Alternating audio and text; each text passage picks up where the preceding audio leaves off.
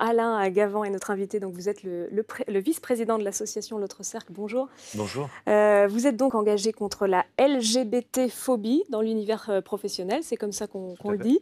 On le voit dans ces chiffres que le monde du travail peut se révéler difficile dans certains cas. Une personne LGBT sur 4 déclare avoir déjà été victime d'au moins une agression LGBT-phobe dans son entreprise. On a encore du progrès. Oui, et les chiffres parlent avec cette enquête qui concerne 17 000 répondants, donc une très grande robustesse de cette enquête. Les chiffres sont là et aujourd'hui, les entreprises doivent absolument s'engager pour éradiquer cette LGBT-phobie. Elles doivent mettre en place des actions de sensibilisation, des actions de formation pour faire en sorte qu'aujourd'hui, ça devienne un non-sujet. Alors est-ce que néanmoins, on est meilleur qu'avant ? Alors, nous sommes, effectivement, le sujet s'est un peu banalisé, mais c'est la première enquête en France, la première grande enquête dans le monde du travail. Et aujourd'hui, comme ça a été indiqué, une personne sur 4 souffre de LGBT-phobie, des quolibets, des insultes, des violences. Les personnes ne veulent pas se rendre visibles, elles ont peur, une personne sur 2, elles craignent des discriminations. Est-ce que ça veut forcément dire qu'on a peur ou est-ce que c'est par pudeur, par discrétion ?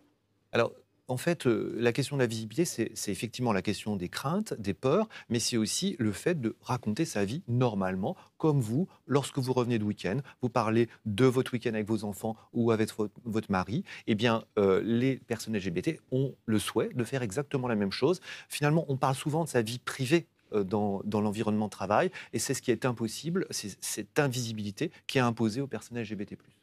Alors, une personne sur 2 ayant déjà eu des pensées suicidaires en raison de son orientation sexuelle a subi des moqueries. Ouais. Vous le disiez tout à l'heure, il y a des moyens d'agir. Il y a, par exemple, des formations que l'on peut mettre en Oui. place dans l'entreprise, Oui. tout simplement. Déjà, il faut que l'entreprise mette le sujet sur la table. Il faut que la direction s'engage. Ensuite, elle forme ses managers, elle sensibilise ses collaborateurs.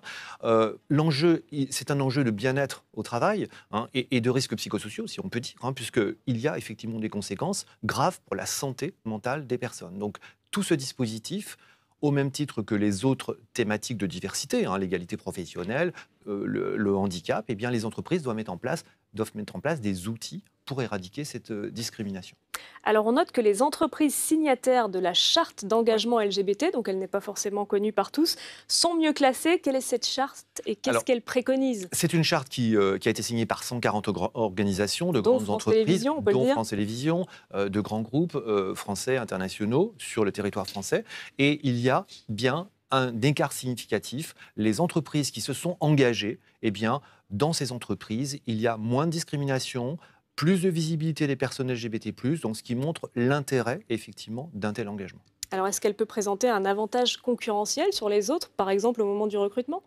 Alors, les entreprises, de plus en plus, mettent en avant leur sensibilité à ce sujet. Et effectivement, c'est un moyen aussi d'attirer des talents en adressant un signal fort aux jeunes, en disant, voilà, venez chez nous, dans notre entreprise, vous ne souffrirez pas de LGBT-phobie.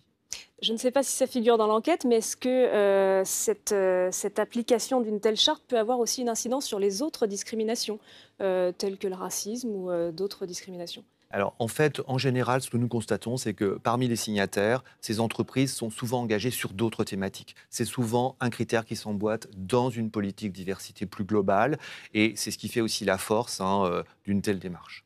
Merci beaucoup Alain Gavant. Donc, je rappelle que vous êtes le vice-président de l'association L'Autre Cercle et donc qui avait réceptionné donc cette enquête sur le baromètre LGBT. Merci beaucoup d'avoir été avec nous.